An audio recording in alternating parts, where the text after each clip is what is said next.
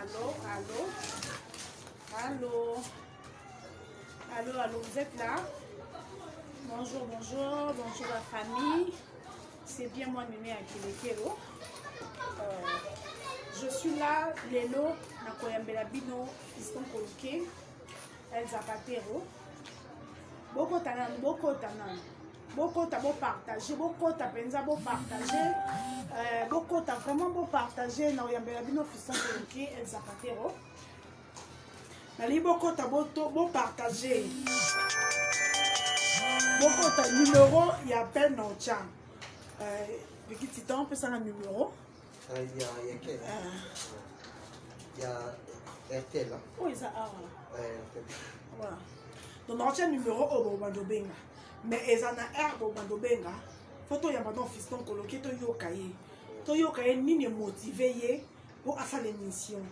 Parce que, donc maintenant, on va partager, donc maintenant, on s'en peut la Bandobenga. S'il vous plaît, avec l'amour de Dieu, c'est tout comme ça.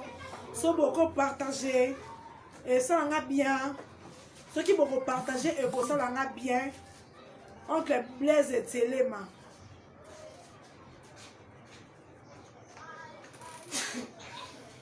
Voilà. Non, c'est à toi comme à 100. Oncle Blaise et Téléma. Il y a beaucoup coloqué. Tonton Prince toujours noir mais beau. Kelly Charleston, général à la Warrior. Ceux qui t'ont partagé, t'ont comme à 100 et que ça l'a vraiment bien. Ceux qui t'ont partagé, n'a pas de numéro et appel. Oui, bon partager, par toi comme à ébélé, toi comme à 100 parce que toi, yo canon fiston coloqué, toi, y a motivation na ye azwa ki ango wapi. N'a motivé ye parce que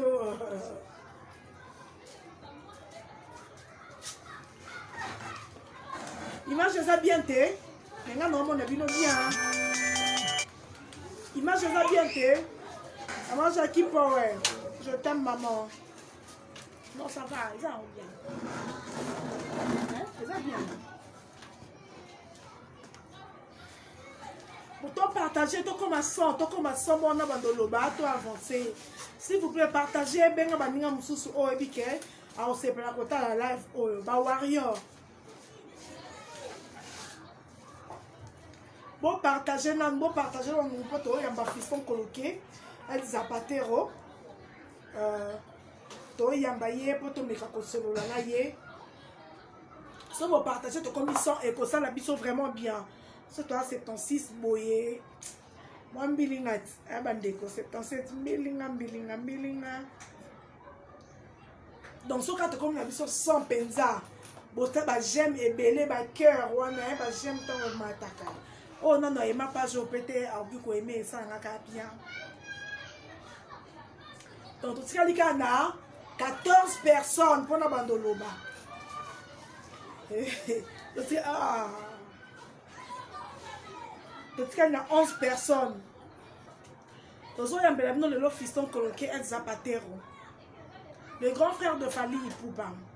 Parce que tous les Africains, en Afrique, cousin à Zalaraté.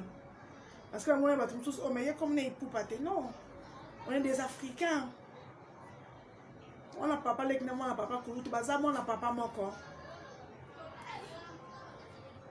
Tout quelqu'un a 2 personnes pour te bandoloba.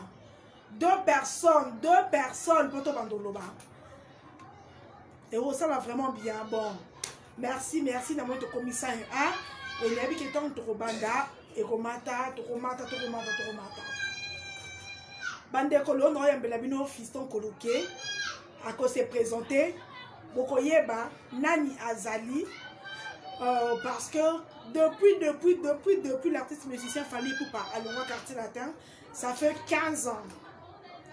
Toyo Kakaba Kuba, et Zalaka de fois Longwa, et Zalaka Miesta, Makambole Kaka et Belé, pas ex-patron naïe, mais Toyo Ka jamais Fali Ipupa. Pour répondre à ma paix ou que ça la jarre moko boy le quoi comme to que ça jarre moko boy to kango jamais ni proche Fali Ipupa ni bandeko ya Fali Ipupa ni famille non ni toyoka te Nous sommes au Kaka qui est à Kanamupandi, il y a quartier latin, mais les Kaka dans silence, dans le système, il y a respect. Banda 2006, Tissikoro. Mais chaque fois, ma cambo est salak. Au moins, quand moi et bongi après kabou, batali boye, pour salama qui boye, baloba qui boye, matissa qui boye, comporter qui contre ex patron atambola qui na baini na ye, toyoka kango mettre fois. Un jour, na tala monsieur Kofi Olomide ba tuna question lobi ngamoko na tuna fali soko zala ki na musicien lokola fali ipupa na orchestre na yo et subitement à longwe olinga ko yoka ndenge nini donc quoi dans 24 12 24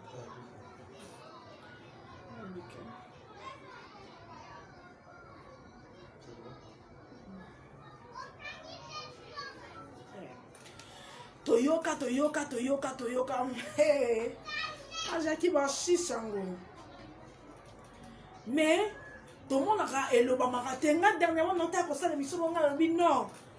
Donc comme si on a besoin il y a ma proche à Fali bande qu'on a yebo ya non qu'est-ce qui se passe? Parce que Toyokaka Tomoni manager a représenté un artiste. Manager, il y a quartier latin depuis 2020. Comment ils ont massacré l'artiste et musicien Fali Ipupa. Mais là, il fallait toujours respect, bouche bée, à l'autre côté. Tout le monde qui Ndeko, frère, Sandra, frère, il y a président Mopao. Comment on est bimé, belé, tu vas au Dieu bimi. Namakambu, il y a Fali Ipupa. Toyoka comme la petite sœur et le grand Mopao, audio et tamboli Namakambu l'artiste. Mais tout le monde qui ngambo a Fali, ni famille, ni bandeko, ni ma poche, ni manager, ne va pas être bouche B. Baloba que l'on mon côté et lobby to la mouki to mon fiston coloqué. Ou azapé membre de la fondation Fali Ipupa. Mes frères naye, comme ça les missions. En tout cas, comme les gens ont dit, il faut y ambayer. Photo yokaye. Toi, on est Radball. À l'embi, trop c'est trop. À quoi qu'ils sont aussi comme mélaté. To ni ne poussé ni ne motivé en tout cas. Toko yoka. Une on a fiston coloqué pour to yokaye et puis to eba nini et motivé ye.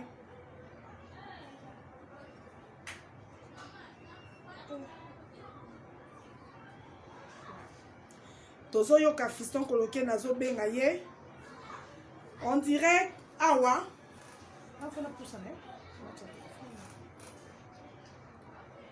Toro yokaye. Trop c'est trop.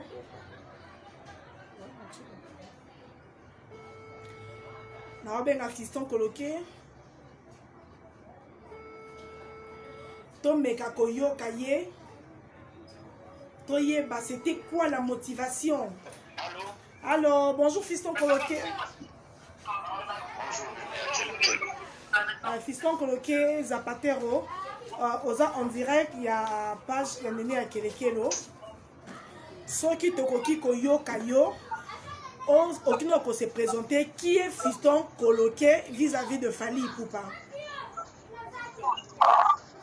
Bon, bonjour à tous les gens qui me suivent. Fiston coloqué, El Zapatero, le frère, le cousin de Fali. Donc on dit cousin. Bon, je suis cousin de Fali, mais bon, nous on est les Africains, je suis son frère. Oui. Et puis membre de la fondation Fali Ipupa, membre du Fali Ipupa Foundation, et puis un de ses conseillers, un plus proche collaborateur en fait. Fiston coloqué, ce qui n'a pas yo lelo parce que depuis hier na Poutou, na eu un appel mingi à propos de la sortie na yo na média. Na yebi ke o le kaka deux fois le kaka na télévision mais ça plus pour la carrière politique na yo. mais lobby oleka kite pona kolobela déplacer nini na kiri bato bayokate oh moi batsanga lobby oleka kite lokola olobela carrière politique non mais oleka ki polobela ndeko na yo président ya fondation bato balingi bayeba eloko nini motivaki yo po osala émission osalaki lobby na ndeko na biso yoyo casserole. Allô? D'abord, je voudrais d'entrée de jeu dire aux gens qui nous suivent que ça fait 15 ans qu'il fallait quitter l'orchestre Quartier Latin. Aucune fois, au moment on a été proche à l'écart, à l'émission Moko, Nejar ou Nassara Lobby. C'est parce que après de recul, après beaucoup de réflexions, les choses qui se sont passées ces derniers temps, nous avons constaté que ils avaient qui sont buzz ça la internet, mais ils avaient qui la vie d'une personne, la carrière de l'artiste Fally, sa vie de famille qui était mise en jeu. Alors, je pense qu'il est de notre devoir, ses frères, de les défendre pour dire que trop c'est trop, nous en avons marre et assez, arrêter ce genre d'hypocrisie, arrêter de manipuler les gens, arrêter de faire des choses pour détruire la carrière de Fally. Fally, il a quitté Quartier Latin depuis 2006. Il est resté respectueux et reconnaissant vis-à-vis de ex-patronae, mais aucune fois, au moment à Salaba sortie médiatique, beaucoup dérangé. Mais par contre, tout Sibisara, ça fait 15 ans, comme je réitère et je l'ai dit tout le temps, tout Sibisara, Koka Jambe, tout Sibisara, Makambo Ebele, total Rango, parce que Fally estime que pour lui, son ex-patron a une immunité. Donc, pour n'a être touché, tout le côté. Mais bien sûr, on a constaté que ceux qui sont patron, ex-patron, ont une immunité et que l'entourage à patron, ils ont respecté Fally. Alors, nous, de notre côté, nous voulons faire respecter Fally de gré ou de force. C'est-à-dire que il faut pas comprendre que Fally mérite du respect, mais il faut respecter ex-patron et Bango, il faut pas respecter Fally Bongo. Voilà un peu, Kabal ou Montaki, complot ou Montaki, plan à Bango Montaki et Chouaki. On était venu une fois de plus pour leur dire qu'on n'est pas inoffensif. Tout le bakaté parce que tous les posa au lobaté, tout le bakaté parce que quand il fallait interdire Bisso, parce qu'il y a estimé que vieux n'a été au goût de n'a été. Alors, Fally a travaillé dans Quartier Latin, a travaillé dans Banda où il y a ex-patron n'a été.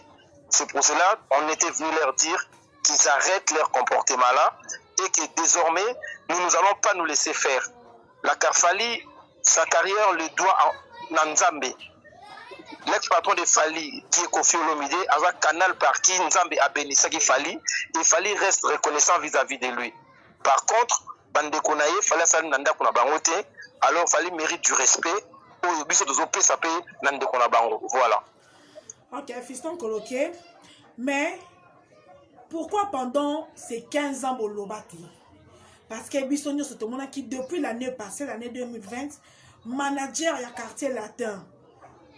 Alors qui commanda page naie officielle, même na ba commentaire na propre combo naie, ba propos à ma belle contre Fally. Pourquoi na moment on a boloba quitté pour vendre qui n'y est pour à cause de la ligne juste? Oui, mais c'est ce que, comme c'est ça que j'ai dit tout à l'heure, Néné. J'ai dit tout le baraté parce qu'il fallait à l'ingarato le baraté. Ne croyez pas, moi j'ai pas envie de faire des émissions. Là, vous m'avez pris à pied levé, par respect, Nabino à répondre. Émission, la salle qui a écoqué pour Nanga, n'a aussi la sous-souté. C'est pour ça que j'ai expliqué tout le baraté parce que fallait à l'ingaraté tout le bas. Et nous sommes fait violence. Tout le bas, non, trop c'est trop. Parce que quand autant qu'il combo un manager wana na vie naie, je ne minimise pas sa vie naie vie naie, mais je pense pas qu'il y a même un quart où fallait à sa salle na vie naie. Alors azana droit ni ya ko insuko kuma ba propos comme na mur officiel na Facebook pendant que patron naie azo monango. Et nous on se pose maintenant la question qui l'envoie, qui commandite tout ça. Alors ce soir on avait dit trop c'est trop, et cette fois-ci, il faut éclairer l'opinion, qui va comprendre que parce qu'il y a des gens qui nous ont appelés, comprenez, il y a des gens qui ont insisté, comment vous ne réagissez pas? pourquoi vous laissez les gens s'attaquer gratuitement, je dis bien gratuitement à Fally, qui n'a rien demandé et qui est vendre rien. C'est pour cela, vous avez vu qu'hier j'ai fait une sortie médiatique pour éclairer l'opinion, pour dire à ces gens-là, l'entourage de Koffi Olomide, de sauver ce qu'ils peuvent sauver. Si Koffi Olomide est légende, comme ils le disent, il faut qu'ils essayent de sauver ça. Parce qu'être légende mérite beaucoup de respect. Et être légende, c'est pas seulement être légende de nom. Il faut être légende, ces légendes-là doivent être incarnées, accompagnées des gestes, de mots, d'habitudes, d'attitudes, de comportements. Voilà.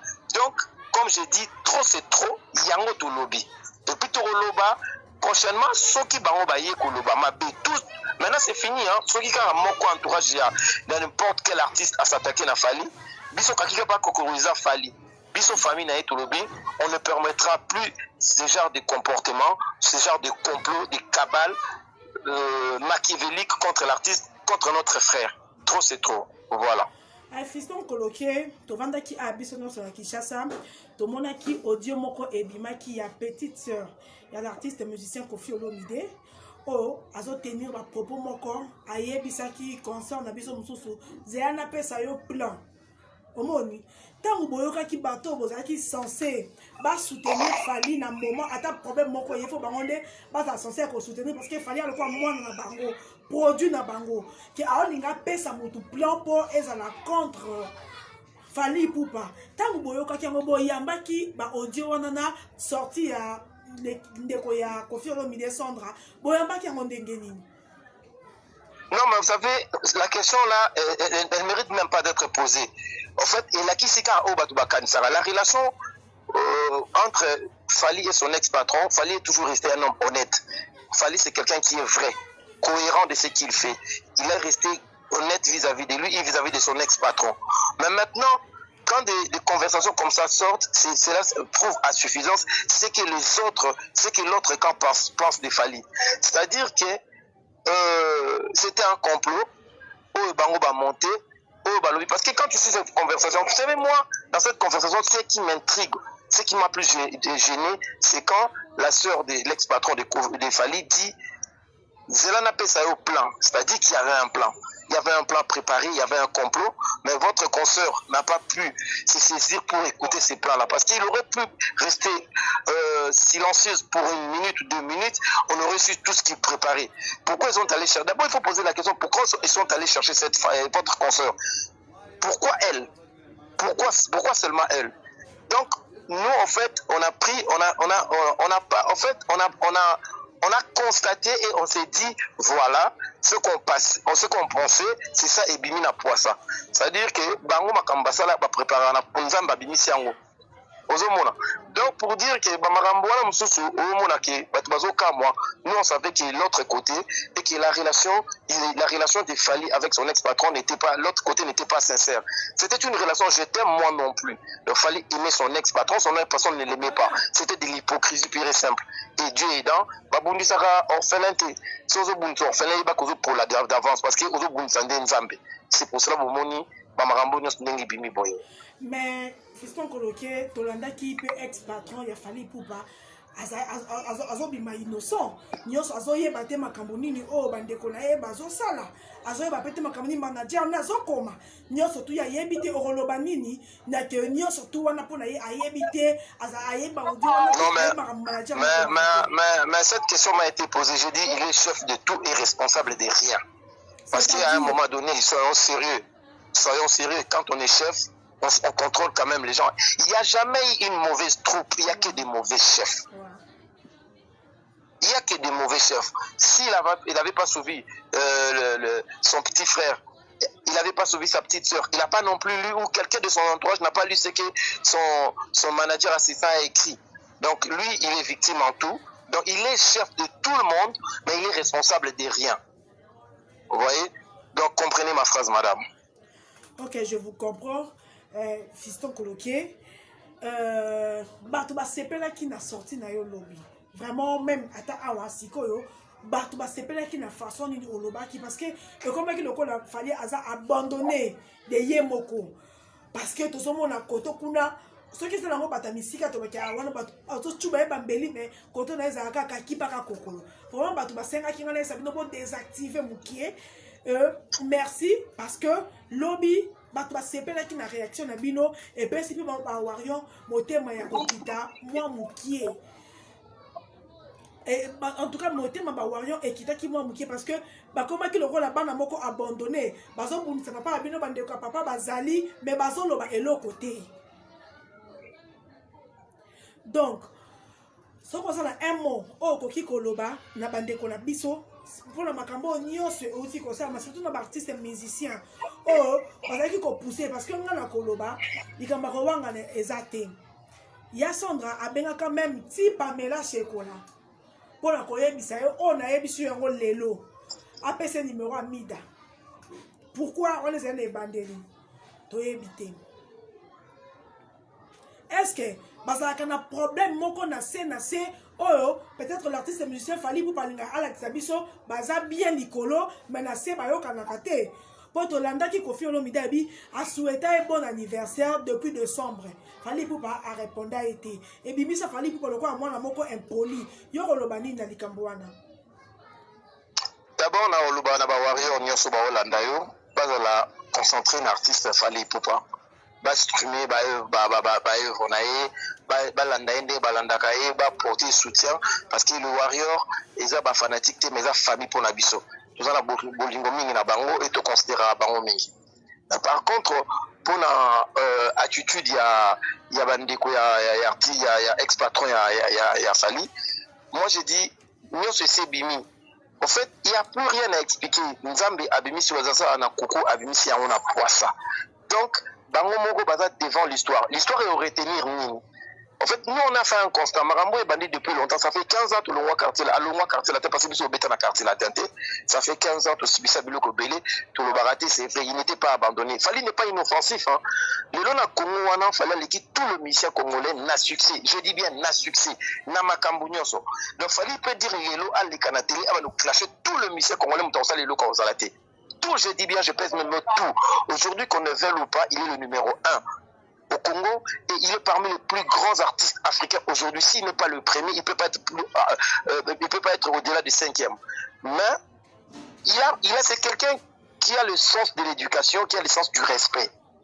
Donc pour lui, c'est sacré. En fait, il y a un terme on dit, hein, pour lui, son ex-patron, Azarana humilité. C'est-à-dire qu'on ne peut pas les toucher. Mais humilité, nous on a compris ce qui est à la patron, ex-patron. C'est comme si ex-patron peut pas humilité. Donc, bakabalo ba monta qui a roluka ya ba kobenga ba journaliste tu m'as encore appris une chose aujourd'hui qui va benga même Pamela Shekola tout ça là donc ça montre que babande ko préparer plan na bango nzamba dévoiler bango parce que mon professeur na ya lobiango qui a rappelé sa plan donc pour dire warrior bazala à l'aise la force qui n'arrêtera Fally n'existe pas Fally force arrêter les ensemble les Anzambi. Ba mission nyonso beaucoup comploter beaucoup sangana battre beaucoup sangana so nzambe na lobi dernier moté et le salamate. Et nous ses frères son entourage nous sommes là pour les défendre parce que à quoi plus normal biso to défendre parce que tant ba défendre côté ba monter ba complot pour déstabiliser notre frère nous on insulte personne. On manque du respect à personne, mais on recadre les choses. On dit ce qu'il faut dire. On appelle les chats par son nom. Et c'est fini. C'est fini cette attitude-là de dire non. Moi, je n'ai pas besoin d'avoir la permission de Fally pour dire ce que je pense.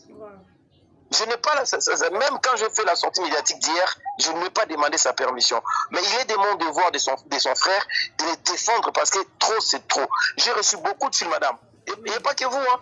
Moi, j'ai reçu beaucoup de filles depuis ces conversations fuitées de Nabanet, tout ça là.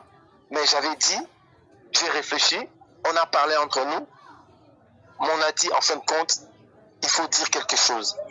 Parce que l'ex-patron de Fally n'est que son père du domaine.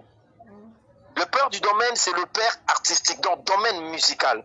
Mais Fally aussi a des parents biologiques qui aujourd'hui n'acceptent plus cette attitude. Donc, voilà, chaque fois, il y aura quelque chose. Parce qu'on a comme l'impression, c'est l'Arabie, c'est aux impoli vis-à-vis ex-patron à Fali, mais aux impolité. Parce qu'il n'est pas de notre éducation, tous à l'impoli. Mais pour recadrer les choses, pour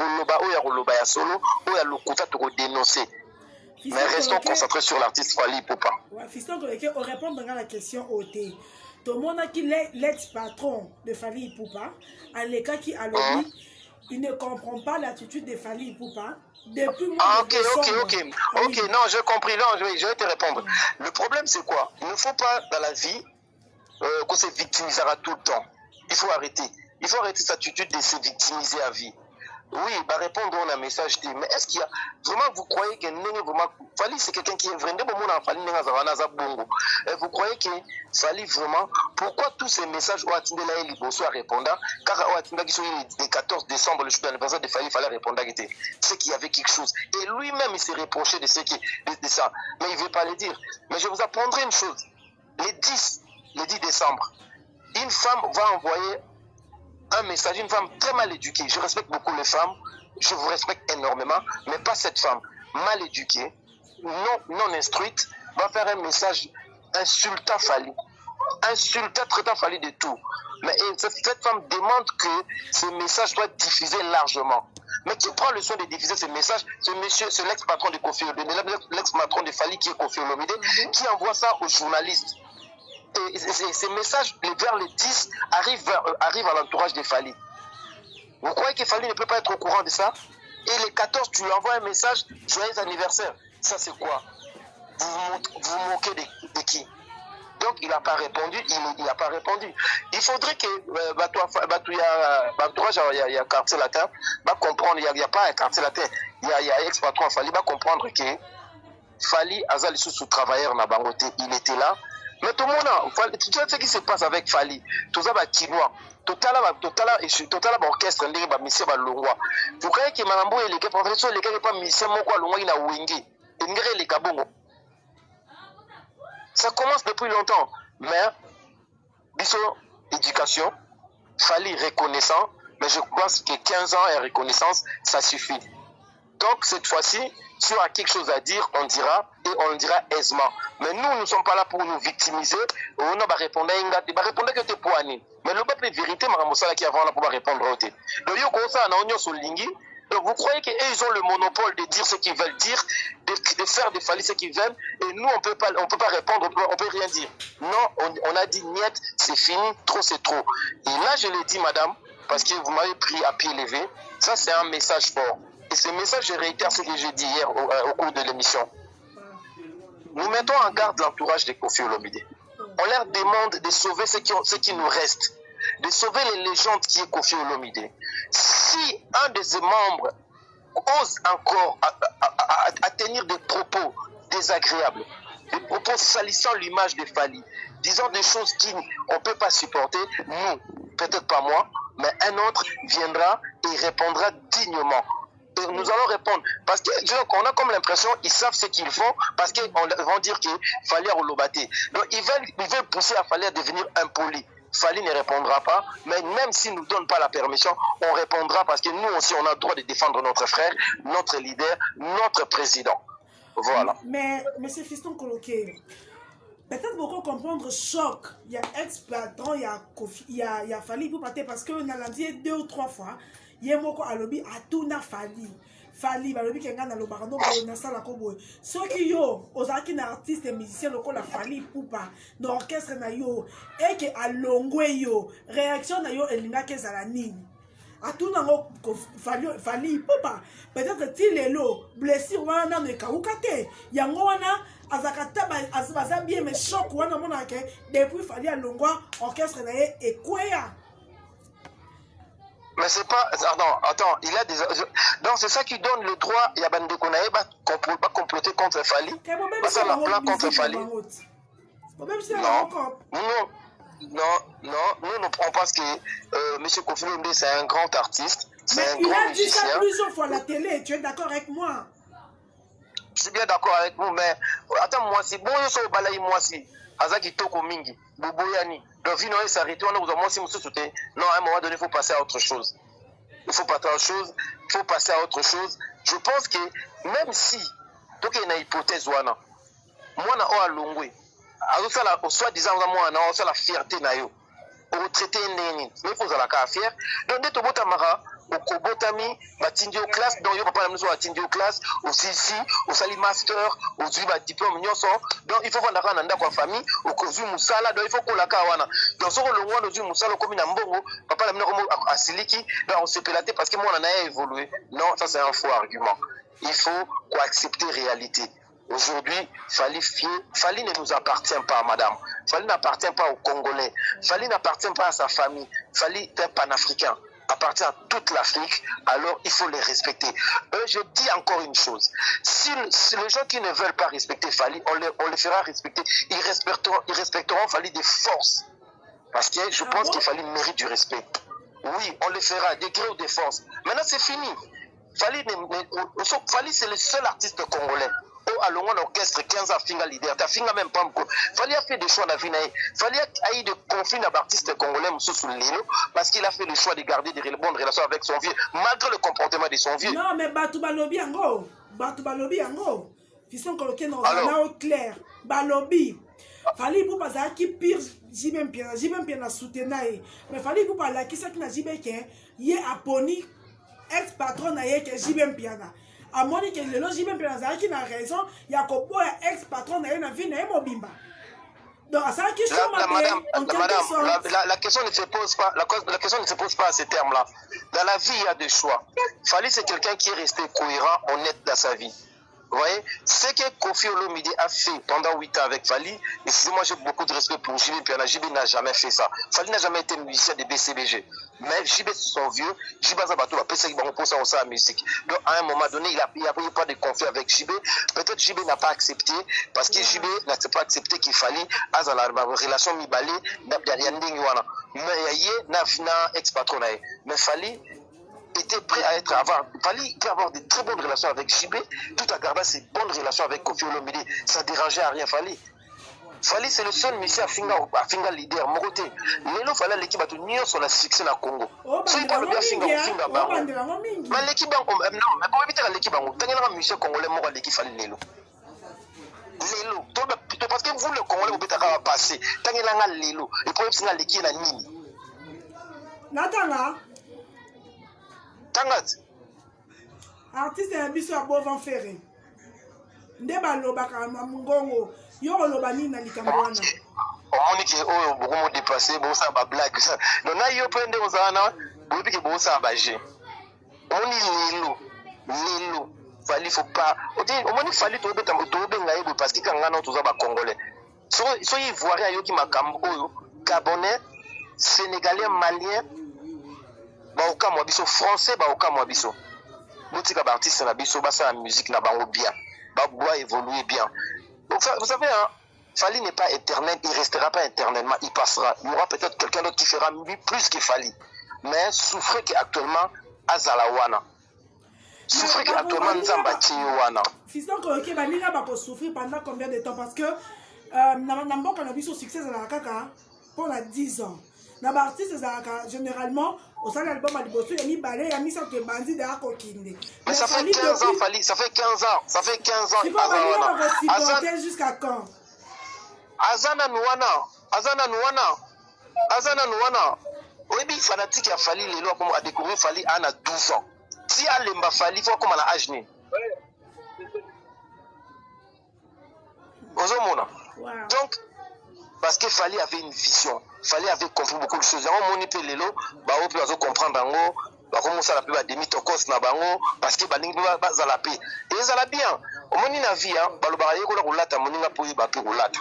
Alors l'artiste congolais nyoso. En fait, le problème c'est quoi? Les Congolais pensent que ce Balobi Fali à numéro 1, on dirait même sous ba yébité non. La classe de premier cause à 90%, le premier cause à 90%, mais le deuxième oh, mais numéro 1. Soit numéro 11 au numéro 1. Le premier cause à 85%, mais le deuxième a eu 80%. Il y a des cas. Le deuxième. Fiston Koloke numéro 1 de Moutou et Kaboli et pendant Kokabola, Fali pour pendant ex-patron naïe. Pour ex-patron le bail numéro 1 éternellement à Gotika la numéro 1. Na ebi solo romoko. Oyebi papa Taboulay. Oui.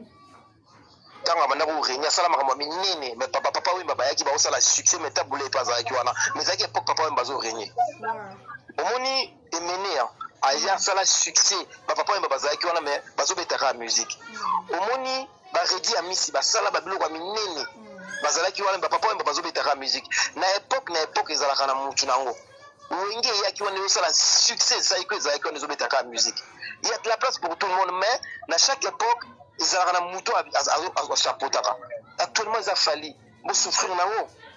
Pour marcher, monter. Il faut qu'il y ait un artiste. Et puis, tant qu'on repère cet exemple, aujourd'hui, bon, artiste, a tekaki autant de disques. Artiste, a salaki autant de tournées. Artiste, la preuve, vous avez qui ça fait. Dans moi, quand on a moi, ou tout ça, dans moi, des mains, ou tout ça, la bissoire. On a trop de concerts à mini, na Kishasa. Mais bon, l'obat.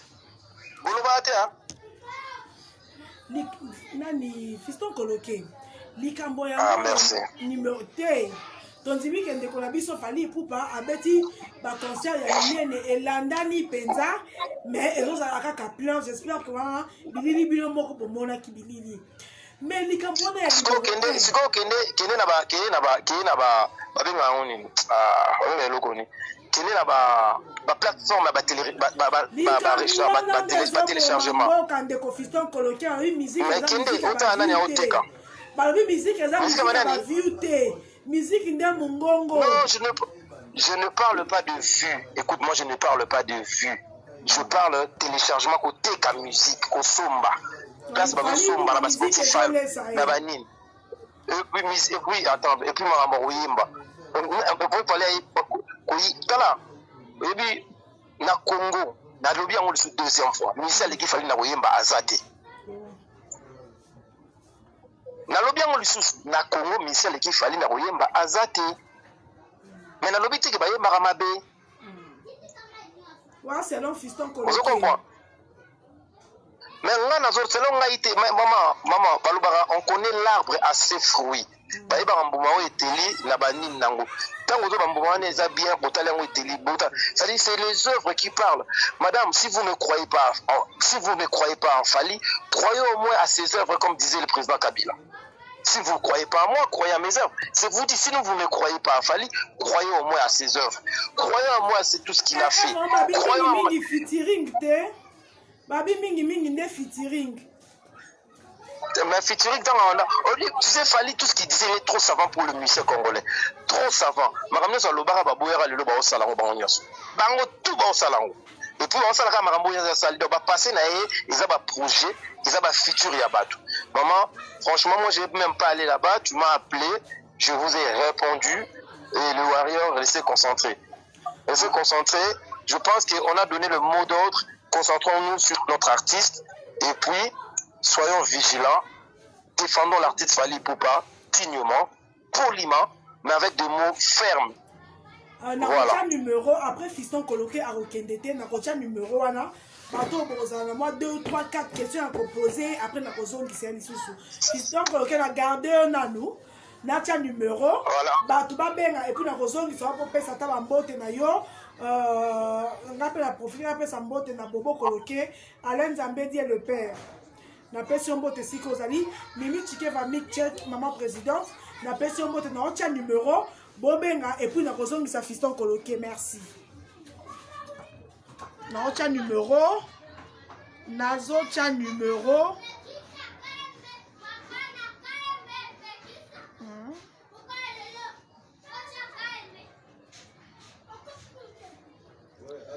Numéro, yangwana na chaîne épinglé. Na épinglé. Bateau bassin moi vite fait hein. Tous au moins 3 personnes. Oh yo, barozana ba question. Yako posé Kelly Charoston, général de ba Warrior, oncle Blaise Ntelema, honorable prince Tukuzu, appel manqué de G Bazido Bobenga, Bobo Coloqué, trésor Kisisa, Papi Bochwali, na pession bote sikozali. On a tient numéro wana Bobenga. Moi 2 ou 3 questions au moment que Fiston Coloqué à répondre ou au moment qu'il fait qu'il n'a tout naïe na tuni ete bokoki kobenga numéro eza wana Blaise Lumingu fashion hein? Blaise Lumingu napesi yo mbote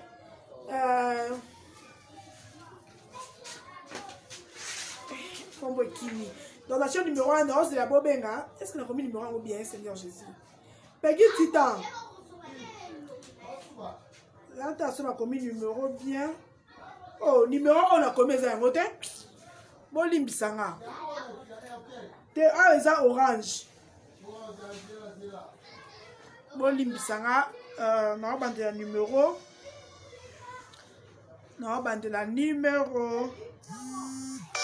te bobenga pa na ngai te s'il vous plaît bobenga pa na ngai te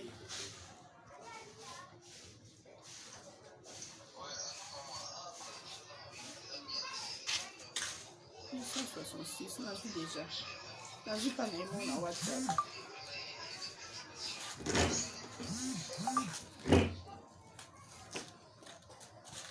donc na épingle numéro au bobenga o yango ya bobenga o 081 20 hein ya bon 20 bobenga na yango po to bomeka kotuna ba question oyo bomoni eke nonu na botun donc 084 20 60 866 non je m'appelle à 2 ou 3 personnes 2 ou 3 personnes bomeka kobenga po tomeka kosolola na o nyonso Fiston Koloke alobi est-ce que aza na raison est-ce que makambo alobi eza bongo est-ce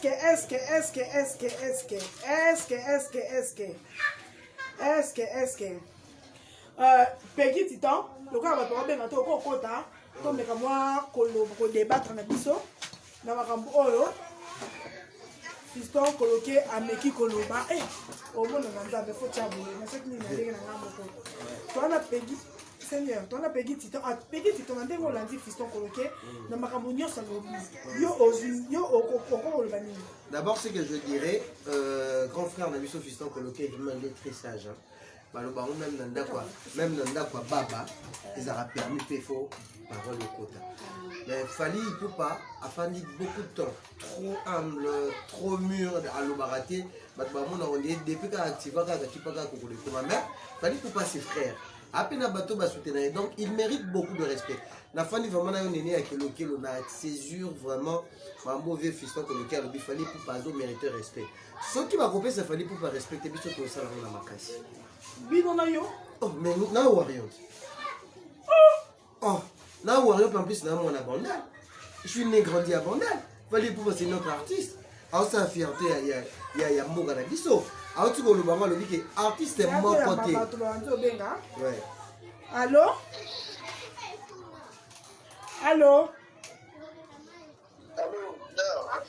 bonjour mère. Dis-moi voler ma télévision na yo pour te regarder bien. Olobi nini na makambo oto yoka? Na ko bona zona ngala minga lo bate mais nika n'intervenir ka muke. Ya na bele pe comment. Aigle a défendre le public de Michel au niveau tout. Si à montre baki numéro 1 ils ont pas sentiment ils ont pas le ils ont pas solo à défendre la musique na vitu mboka makasi donc ça vraiment numéro 1 au Congo et nous vraiment besoin d'avoir ya mwana. OK, merci beaucoup Ndeko. D'accord. OK. Ouais néné akele ko loto za la té bato moko boye to ngara ko kanga monoko moni lelo l'artiste Fally Ipupa to yamba bandeko ba appelle comme na mingi pas na to yamba ba tebile vraiment ba. Allô Bonjour. Ouais Ndeko maman. Oui. Il y a mbote na pona ya Fiston Koloke mais si pona ba réponse ko tozali pena donc tozali pena bien te pona ko yeba pena émission na tala ki on a sepela ki na makasi sauf que congolais nde bandima ka mutu te mabe ya congolais bandima te on demande que Fally asa numéro 1 na bino le bon dimanche sipote yango numéro 1 papa wana mpaka wana alingi ete problème ye yango wana alula polobi kilola ka mosusu donc yani nana sepela mama makasi umela na ngwende na oka ndingo vanti wana bo sipote nde fali aza numéro 1 ciao na sepela. Merci beaucoup. Allô? Allô? Cathy, ndeko on rappeler na yamba kiome a rappeler. Allô? Allô? Bonjour. Bonjour Néné, nakona mingi kanyama. Merci beaucoup. Néné, est-ce que nalingi nakuna ya fiston? Ouais, allô Kao.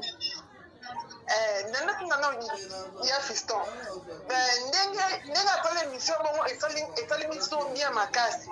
Mais ngati koyo nalingaka mingi bapekisa mpe bakempia na ndenge nini bafingaka mpe fere egola moni mpeke esaka mpe kaka bien te parce que ntango kempia na afingaka emonaka neti mpe kaka ke fali moto atindaka ye tu vois que tout ça là esaka mpe mpasi bango nyonso bamusicien na biso mais des fois aussi ça fait mal parce que kempia na kotaka mpe ti na vie privée ce n'est pas bien. Mais à part ça, bisous, merci beaucoup. On répond à la question, on répond à la question, Bandeko, Bobenga, pour tous les 10 appels, là, on a tout la 6. 6, déjà 4. Mais comment pas qu'il y a le bac qui est bien dans tout chacun 3. 3, et 7 personnes. Bon, mais Bobenga, petit historien, le binini. D'abord, il y a fiston hasard intellectuel. Parce que, au moni batumsou, bah, qui boudiki. Je pense que il y a façon à toucher Koffi Olomide à apprécier vraiment bah respect naïe et belé le bic fallait pour ça fait 16 ans si je me trompe pas 15 ans à la rasulté mais tout ce qu'on leur monde a des choses qui n'a pas na wenge parce que yo bika baloba mingi oh bana bandal barama le diké mais tala fallait pour pas niveau agira Koffi Olomide au moni il fallait trouver la vérité oyo et loko oyo ya fiston lobi o balobarake o Koffi Olomide à Tindela, Fali Poupa, donc souhaiter joyeux anniversaire. Au moni, c'est ça maintenant l'hypocrisie, parce qu'hypocrisie, il y a Koffi Olomide Bini, il y a Fiston Lelo, après c'est sur 2 temps, il y a Likambo. Donc, il y a par exemple, Nana Néné à Kelo, petite soeur Nanga, à l'obéli Néné à Bouzo, Banga Naïna solo Néné. Mais aussi Mbaté, donc c'est un peu sa photo, ça clair, tout ça, Bantou. Respect à réciproque. Ce qui est le Laura Fiston, il y a grand frère Nagito Fiston, Fiston Coloqué, à lobby Bodon, au Baloba, trop c'est trop. On est des humains. Tous les battus, les maratéka et no Baloba, même papa, aux appels à droit, il y a qu'on respecte moi. Respect à réciproque, et dans un âge mon côté. Au Batalman. Allô? Allô? Bonjour maman, Loa Makasi, hein? Toyo Kate. Oui, Néné, hein? Wana oza en live, Loa Makasi, on va danser donc, et yo kanate.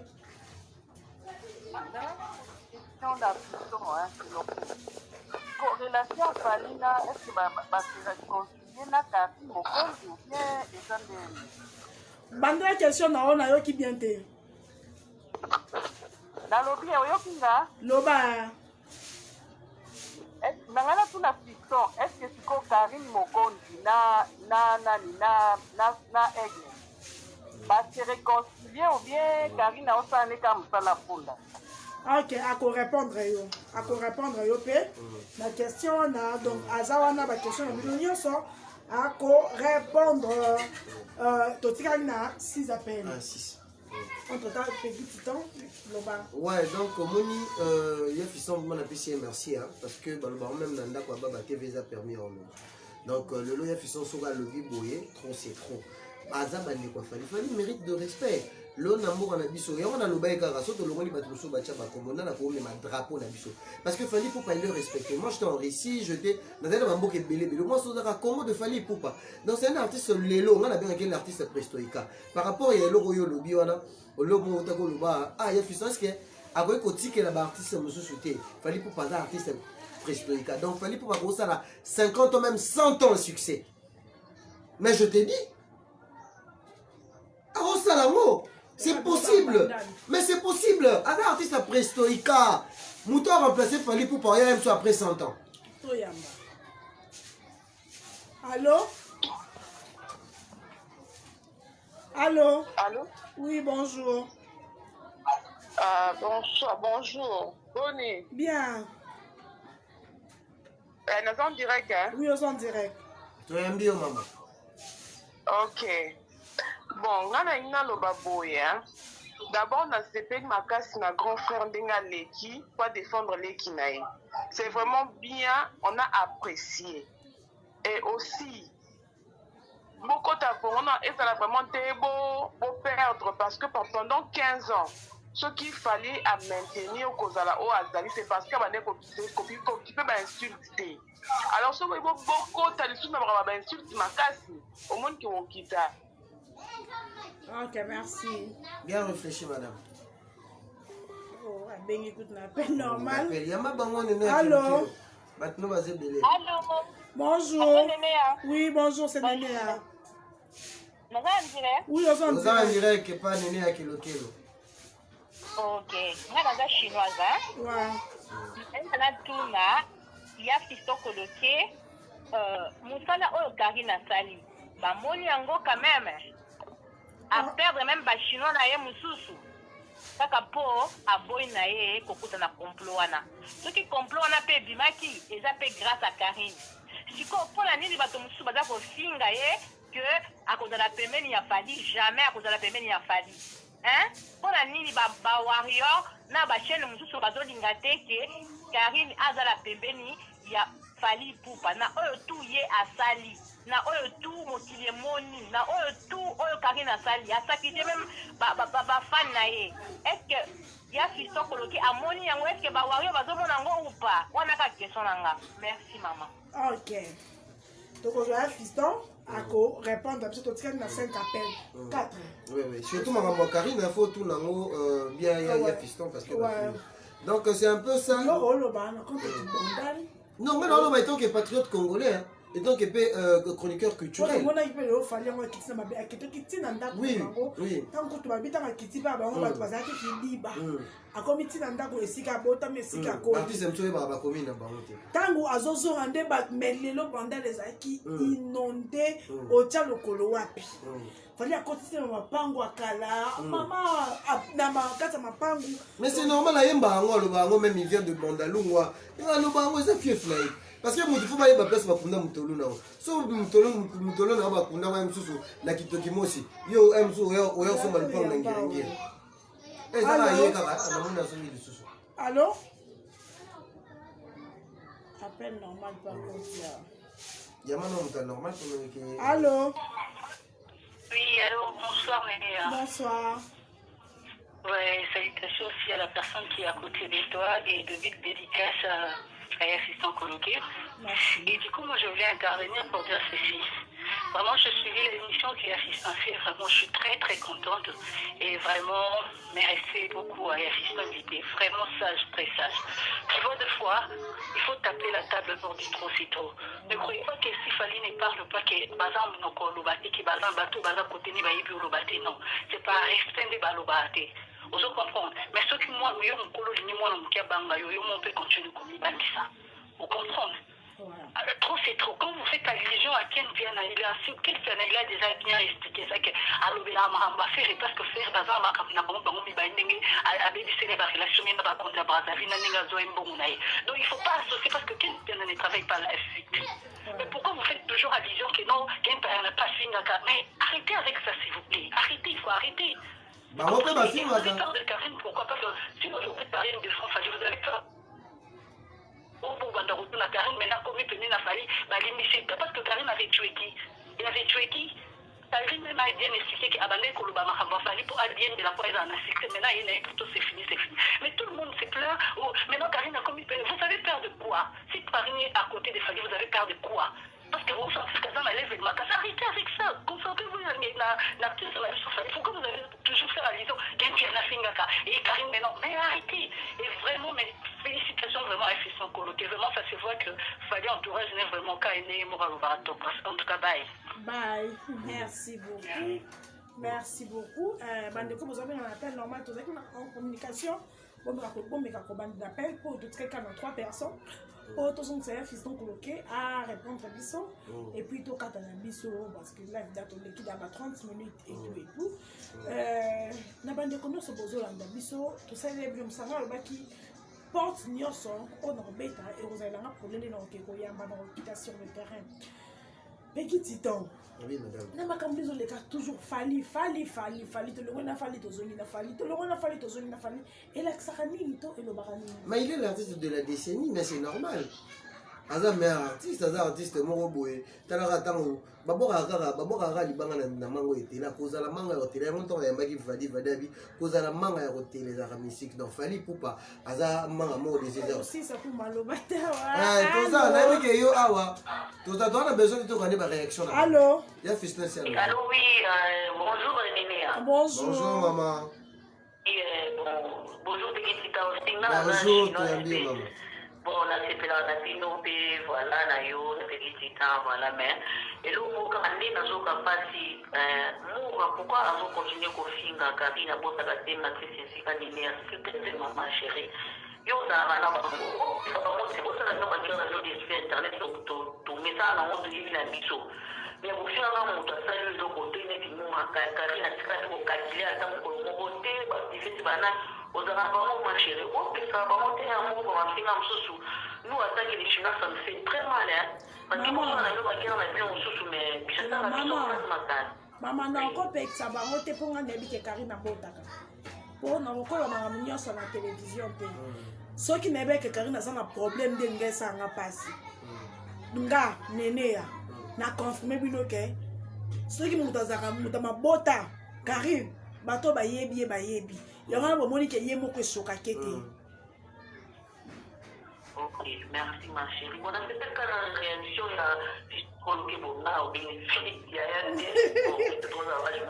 y a batu nyonso.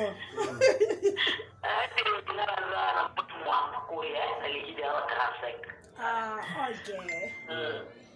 Donc, en tout cas, je sais bien, voilà, pour ça, c'était quand même la réaction, non, il est arrogant, là, très intelligent, vraiment, j'ai beaucoup aimé. Merci, allez, bisous, au revoir. Bisous, au revoir.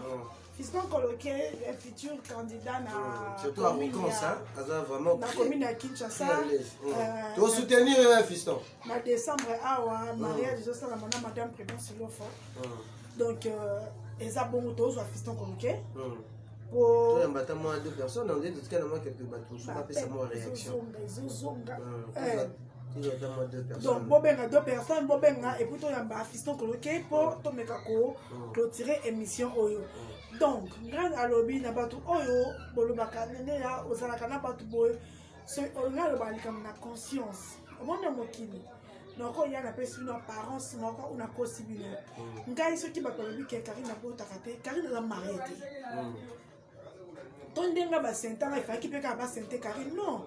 Peut-être hier faut la alliance avant à balle. C'est ça. Mutuna vie à sa kana destin na yé. Parce que peut-être nga na boti bona souvent nga zaki na bali na boti mais nzela nga onzamba tracer zaki ke peut-être na bota avant na ko bala prétopé na ko bala sous nzambe neto bota nga boye nzamba tracer ka mutu na chemin na yé. Et puis ngai et soka ngai te to e dérangeaka ni Karine ninga pour na bike abota ba to yebiye. Aga moi ça ma bota. Mais ils ont oyate que ceux qui na za boye non abota. En tout cas, quand on a chinois, on a bien le kimia. Mukolo, on se sentir prête. Alors, on a accepté nous, on a pas la concurrence. Comment on les a beaux. Nous avons tapé ça. Donc, ma botte a été pour néné à boti, faut même ma passe. Bazara na chemin mon côté, au moins, ou à bali, ou à bali, ou à boti, ou à boti. Donc, dans mon kingdom, ça, bisou, n'engue mouton, n'engue naï. En fait, c'est ça, tous, on a fiston coloqué pour tout gagner temps. On va bien absolument parce que tu as une réaction, il y a un fiston. Tout le monde a une question, au battu ou tout le monde. Ce qui a posé la liste sous son ligne.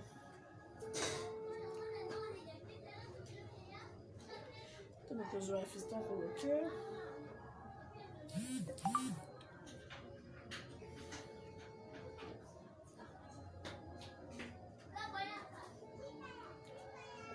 Réseau. Les réseaux nous fait défaut ici. Hein? Les réseaux nous fait défaut. Mais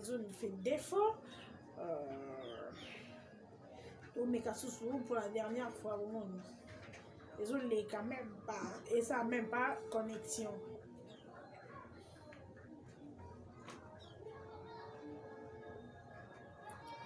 Peut-être pour rappeler. Tu vas combien à faire deux personnes. Deux personnes, bon, combien à pour me clôturer. Donc, entourage, libota, famille. Et il dit le volume. Entourage, libota, il a fallu pour ma boy, na moi, na bango, na ndeko, na bango, na camarade, na bango, na moninga, na bango, na vie, na bango, na petit, na bango. Faut le papier bien évalué, il faut le mise en garde. Après, si peu, mise en garde, na bandeko ya quartier latin. Na manager à quartier latin. Balobi bo été. Motonyo so oya ko simba. O azali proche na quartier latin oya ko simba famille, bango be ko tika li ba ko se laisser sous fierté parce que respect za boumbuté. Respect est un synonyme ya ko za lâcheté. Le respect c'est réciproque, je te respecte, tu me respectes. Bon, moi, je suis fin chaque jour, si je me suis sorti, je suis makasi. Oui. Mais moi, qui est que yo mutu, au tchèque lomba pour nous. Tout le monde est présent, la personne là qui fallait répondre qui était, au lieu qui réponse, à répondre qui était, parce que le 10 décembre, avant le 14 décembre, moi, tout le monde passe là comme message, il y a une la Colombie, artiste et musicien Fanny Poupa. Et Nani a partagé qui a mot, et ça là qui déco, Nani président ex-patron, il y a Fanny Poupa, il y a qui partage là, on va chroniquer, à façon comment partager, bon partager, bon partager. Et ben des comme ça va chroniquer, on a va chroniquer, c'est pas là qui n'a noté, bah commissaire qui a on a va capture, et pas il y a entourage, il y a des Fanny Poupa. Et étant entourage et commissaire qui a qui très dessus, il y a comme on a muto, il y a considéré la papa naye akende ko partager makambo ko finge oyebi na mokili muto bozana bino proche à ton fille ou na ka occupé la route. Mais muto obi ko zaka na confiance to zaka na affection so c'est que c'est la trahison. La hypocrisie. Un ennemi qu'un traître. Parce que traître ça muto bo c'est canaille mais en comploter contre lui. Ah lui on s'est séné to le bana Kinshasa. Ouais. Donc, non, mais combien ma fiston coloqué à Souka, sera invité, monsieur de Kati.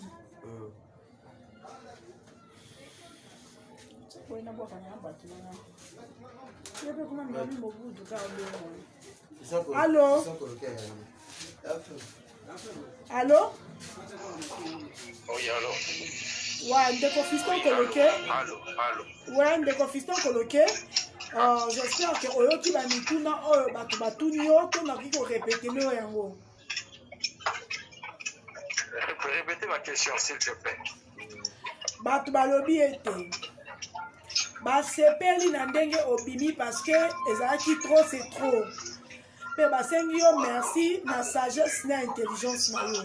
Eloko liboso yango adimne volume na oya fiston s'il vous plaît.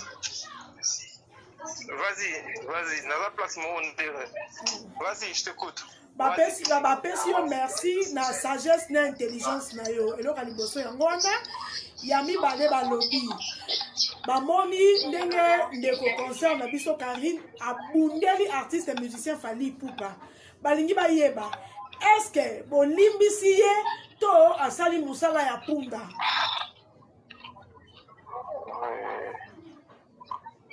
En fait, on répondre à la question très facilement pour dire que la vie, il faut tout et tout ça. Sœur Nabino, Karine, Alobi Nabino Teki a comme membre à F victime. Alobi Nabino Teki a yé na F victime. Mais il faut qu'on reconnaisse quand même que quand vous allez enfoncer Fally, il fallait trouver une proie. Il fallait qu'on trouve un moto où on va utiliser pour passer à la Fally Mabe. Et moto en haut, dans la ville où il va pouvoir Karine.